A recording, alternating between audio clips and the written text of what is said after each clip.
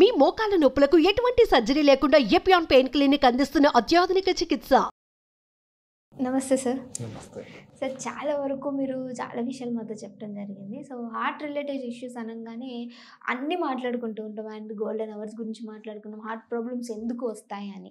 But ఏంటంటే అందరికీ తెలియకుండా బాగా ఒకటే వచ్చేస్తున్న ప్రాబ్లం ఏంటంటే సిమ్టమ్స్ అనేవి తెలియకపోవడం, వీటి లక్షణాలు ముందుగానే పసిగట్టలేకపోతున్నాము. అందుకనే ఈ హార్ట్ అటాక్ అనేవి ఎక్కువ అయిపోతున్నాయని కొన్ని కంప్లైంట్స్ కూడా వినిపిస్తున్నాయి. సో అసలు ఫస్ట్ ఆఫ్ ఆల్ సిమ్టమ్స్ అనగానే మనం దేన్ని గుర్తించవచ్చు అంటారు హార్ట్ రిలేటెడ్? సిమ్టమ్స్ అని ఒక జనరలైజ్డ్ అని అందరికీ ఉండదు. కొంతమందికి వేరే సిమ్టమ్స్ ఉంటాయి, కొంతమందికి వేరే సిమ్టమ్స్ ఉంటాయి, కొంతమందికి అసలు సిమ్టమ్సే ఉండవు. మీరు ఇప్పుడు వర్షాకాలం అంటారు. వర్షాకాలం అంటే జూలై, ఆగస్ట్, సెప్టెంబర్, అంతే కదా. జూలైలో అసలు వర్షాలు ఎక్కువ పడలే, మళ్ళీ ఇప్పుడు బాగా పడుతున్నాయి, మళ్ళీ పడుతున్నాయి. సో కంటిన్యూస్ పడుతుందండి. సో అన్ని సిమ్టమ్ హార్ట్ అటాక్ ఏది ఉంటుందో అందరికి వేరే వేరే సిమ్టమ్స్ కూడా రావచ్చు. సో ఇవన్నీ చూసిన తర్వాత మేము కామన్ సిమ్టమ్స్ అని ఒకటి చెప్తాం. అంటే కామన్ సిమ్టమ్స్ అంటే దాని అర్థం కాదు మిగతా సిమ్టమ్స్ ఉండదు, అది ఇవన్నీ కామన్ సిమ్టమ్స్. కామన్ సిమ్టమ్స్ అవుతున్నది చెస్ట్ పెయిన్. డెఫినెట్లీ ఒక బండ రాయి పడినట్టుగా ఖచ్చితంగా నొప్పి ఉంటుంది. ఈ చెస్ట్ పెయిన్ ఏదో మీకు ఎసిడిటీ పెయిన్కి ఖచ్చితంగా మీకు డిఫరెన్స్ వచ్చిస్తుంది. పేషెంట్కే ఫీల్ అవుతారు, ఇది ఫస్ట్ టైం మాకు వస్తున్నది. నార్మలీ చెస్ట్ పెయిన్ ఏదో హార్ట్ అటాక్ ఉంటుందో కొంచెం మీరు నడుస్తే, కొంచెం ఏదైనా పని చేస్తే నొప్పి ఎక్కువ వస్తుంది. ఎసిడిటీ పెయిన్ ఏది ఉంటుందో మీరు నడవని, కూర్చోండి, పడుకోండి, సేమే ఉంటుంది. So first. సెకండ్ అవుతున్నది చెమట్లు వస్తాయి, స్వెట్టింగ్స్ వస్తాయి. థర్డ్ అవుతున్నది లెఫ్ట్ సైడ్ కొంచెం గుంజుతుంది, ఎప్పుడప్పుడు రావచ్చు, ఎప్పుడప్పుడు రాపోవచ్చు. బ్రెత్లెస్నెస్ అవుతారు. ఎసిడిటీలో బ్రెత్లెస్నెస్ రాదు, అంటే ఆయాసం వస్తుంది, అంటే ఊపిరి ఇంకా ఆడట్లేదు, అట్లా సఫోకేషన్ లాగా అనిపిస్తుంది. నంబర్ 3 అసలు పనిచేయడానికి అసలు ఫెట్టిగ్ అయిపోతారు.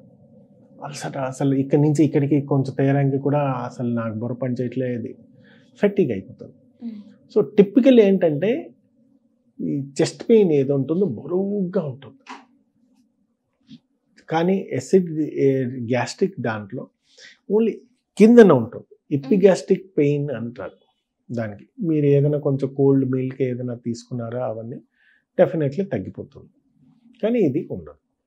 సో ఇవన్నీ లక్షణాలు ఏది ఉంటుందో నేను చెప్పాను. చెస్ట్ పెయిన్ అవుని, స్వెట్టింగ్స్ అవుని, ఆయాసం, దమ్ము అవుని, ఆర్ లెఫ్ట్ హ్యాండ్కి కొంచెం, ఇవన్నీ కామన్ సిమ్టమ్స్. కానీ మేము ఆల్మోస్ట్ 30 to 40% ఆఫ్ ది పేషెంట్స్కి ఈ లక్షణాలు ఉండవు. కొన్ని వేరే లక్షణాలు ఉంటాయి. ఏంటి? యాంగిల్ ఆఫ్ మెండిబుల్, ఇక్కడ నొప్పి, నడుస్తే నొప్పి ఇక్కడ వస్తుంది, కూర్చుంటే తగ్గుతుంది, హార్ట్ లక్షణాలు. సమ్టైమ్స్ పేషెంట్కి బ్యాక్ పెయిన్ కూడా రావచ్చు. సివియర్ బ్యాక్ పెయిన్ వచ్చి కూడా మా హాస్పిటల్లో ఒక ఫార్మసీ కూడా ఉండేవారు. వాడికి బ్యాక్ పెయిన్, సివియర్గా బ్యాక్ పెయిన్ వచ్చింది. మేము అసలు బ్యాక్ పెయిన్ కదా ఆర్థోపెడిక్స్కి వెళ్ళారు. వాళ్ళు వెంటనే డాక్టర్ గారు పోల్చుకొని, లేదు సాయి రవిశంకర్ దగ్గరికి వెళ్ళి ఈసీ చేసాగానే మేజర్ హార్ట్ అటాక్, వెంటనే ప్రైమరీ యాంజియోప్లాస్టీ చేసాం. ఏంట్లే ఓన్లీ బ్యాక్ పెయిన్.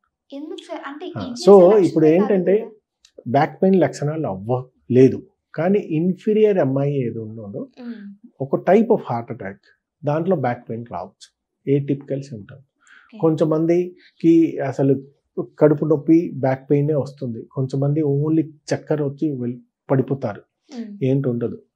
ఇవన్నీ కాకుండా ఇది ఏటిపికల్ సిమ్టమ్స్ అంటారు.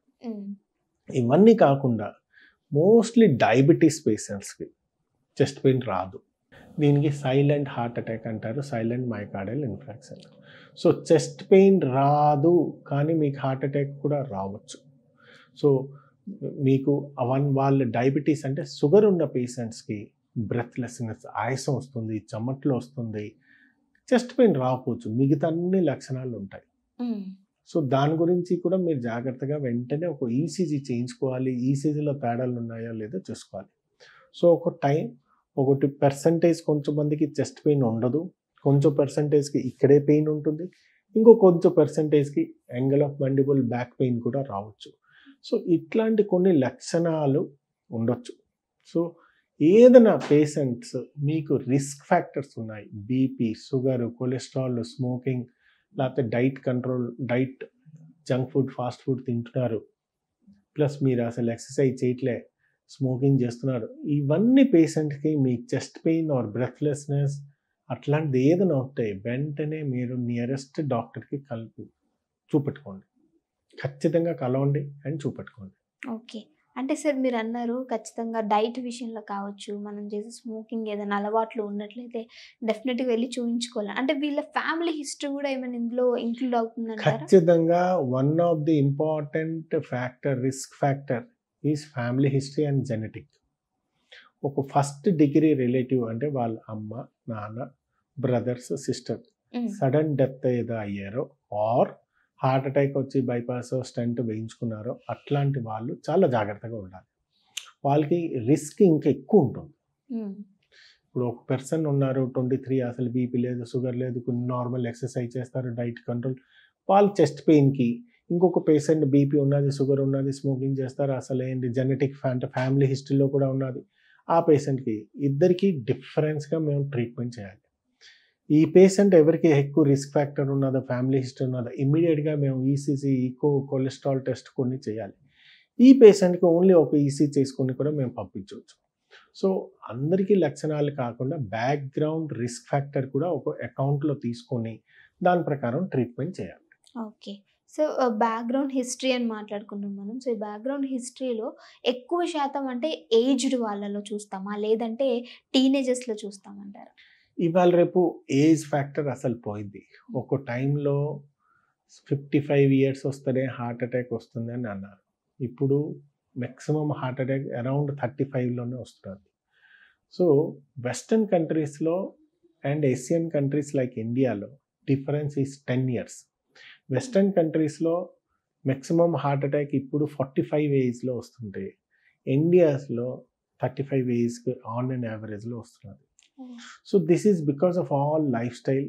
మేము ఇప్పుడు వెస్టర్న్ కంట్రీస్ కాదు, ఇండియా, ఓల్డ్ ఇండియా కాదు, ఇప్పుడు మేము మిక్స్ అయిపోయాం. సో న్యూ ఇండియా అంటారో ఇట్స్ ఎ మిక్స్డ్. మేము we want to adapt western, కానీ మేము 30 ఇయర్స్ బ్యాక్ ఇండియాలో ఎట్లా పప్పు అన్నీ కూర్చొని ఎక్సర్సైజ్ నార్మల్ అవన్నీ కూడా లేదు. సో దీనివల్ల కూడా ఇండియాలో, ఏషియన్ కంట్రీస్లో, ఇండియాలో ఆన్ అండ్ యావరేజ్ 35కే వస్తున్నారు. సో ఇప్పుడు మేము రిస్క్ ఫ్యాక్టర్ ఏది చెప్పానో, బీపీ, షుగర్, కొలెస్ట్రాల్, ఎస్ మీరు చెప్పిన ప్రకారం ఓల్డ్ ఏజ్లో అవ్వచ్చు, కానీ న్యూ ఎమర్జింగ్ రిస్క్ ఫ్యాక్టర్స్ ఏది ఉన్నదో యంగ్స్టర్స్లో ఎక్కువ ఉన్నది. ఎమర్జింగ్ రిస్క్ ఫ్యాక్టర్ అంటే ఏంటి? ఫస్ట్ నేను చెప్పాను, మెంటల్ స్ట్రెస్ ఉండొచ్చు, junk food, fast food, unhealthy diet ఉండొచ్చు, ప్రాపర్ ఎక్సర్సైజ్ ఉండకపోవచ్చు, నిద్ర ఉండకపోవచ్చు. ఈ 4 అండ్ స్మోకింగ్, ఈ 5 ఇంపార్టెంట్ ఫ్యాక్టర్స్ ఫర్ యంగ్స్టర్స్లో ఎక్కువ ఉంటాయి. ఓకే.